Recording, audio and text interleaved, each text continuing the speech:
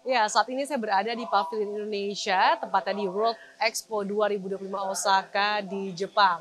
World Expo 2025 Osaka merupakan sebuah panggung global bagi para negara-negara untuk memamerkan inovasi, budaya, dan juga kekuatan ekonomi mereka.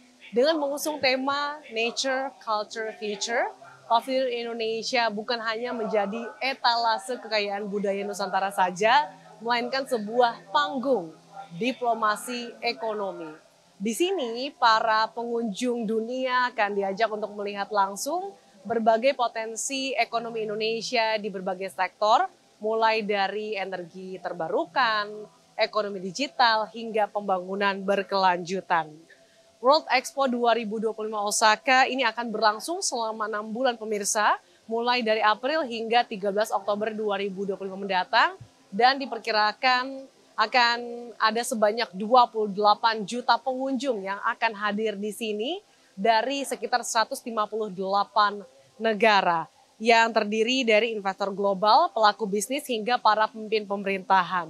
Tentunya Indonesia akan memanfaatkan momen ini secara maksimal, bukan hanya untuk promosi budaya semata, melainkan untuk mendorong arus masuk investasi dan juga memperkuat citra positif Indonesia di mata global.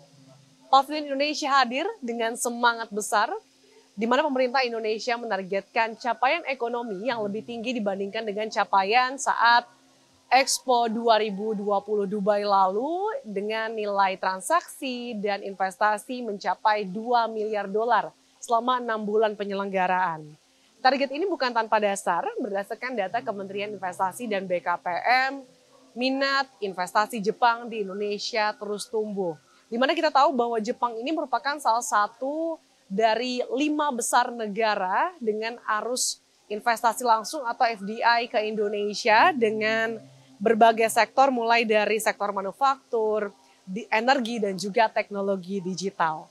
Nah, selama World Expo 2025 Osaka berlangsung, Indonesia telah menjadwalkan lebih dari 50 agenda bisnis, mulai dari forum investasi, business matching, hingga presentasi proyek-proyek strategis seperti pembangunan power plant, pembangunan renewable energy, komoditi siap ekspor, hingga kawasan industri berbasis energi bersih.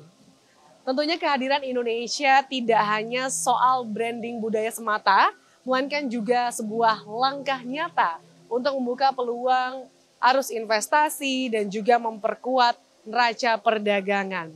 Selain dampak ekonomi langsung, tentunya kehadiran Indonesia di World Expo 2025 Osaka ini diharapkan memberikan multiplier effect, mulai dari peningkatan investasi, pariwisata, peningkatan ekspor, dan juga peningkatan ataupun memperkuat kerjasama bilateral dengan Jepang ataupun negara-negara potensial lainnya.